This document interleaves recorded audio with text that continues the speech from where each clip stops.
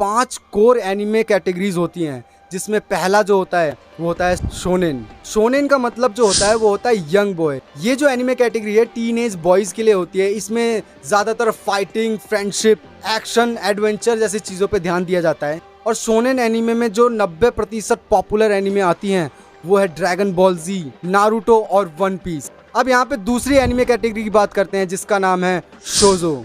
अब शोजो का जो मतलब होता है वो होता है यंग गर्ल। ये जो एनिमे होता है ये टीनेज गर्ल्स के लिए बनाई गई होती हैं, जिसमें ज़्यादातर फोकस किया जाता है रिलेशनशिप, इमोशनल ड्रामा और मैजिकल गर्ल्स। देखो इसमें एग्जाम्पल की बात करूं तो सेलर मून और फ्रूट्स बास्केट इसके बेस्ट एग्जाम्पल हैं। और तीसरी एनिमे कैटेगरी जो है वो है सेनेन।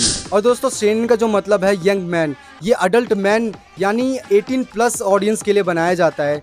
इसमें जो एनिमे होती हैं वो डार्क थीम पे बेस होती हैं, मोर कॉम्प्लेक्स होती हैं और साइकोलॉजिकल होती हैं। इसके अगर मैं बेस्ट एग्जांपल दूं तो अटैक ऑन टाइटन और डेथ नोट जैसी एनिमे में ना बहुत अच्छे सेनेन एलिमेंट्स का यूज़ किया गया है। चलो अब बात करते हैं चौथे एनिमे कैटेगरी की जिसका नाम है जोशी। और जोशी का जो मतलब है वो होता है अडल्ट वुमेन। अब इस कैटेगरी के एनिमे जो होती हैं वो अडल्ट वुमेन्स के लिए होती हैं। और इस एनिमे कैटेगरी के अंदर रियलिस्टिक रोमांस, एवरीडे स्ट्रगल्स को मैच्योर तरीके से है ना एक्सप्लोर किया जाता है। जोशी एनिमे के है ना आपको एग्जांपल देता हूँ, जैसे चिहाया फुरू और पैराडाइज किस जैसे एनिमे इसमें आती हैं।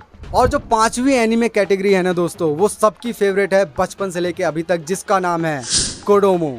अब कोडोमो का जो मतलब है वो होता है चाइल्ड। ये एनिमे जो होती है ये यंग किड्स के लिए होती हैं, जैसे डोरेमोन, शिनचैन जैसी एनिमे कोडोमो में आती हैं। और ये एनिमे कैटेगरी इंडिया में तो बड़ी फेमस है भाई।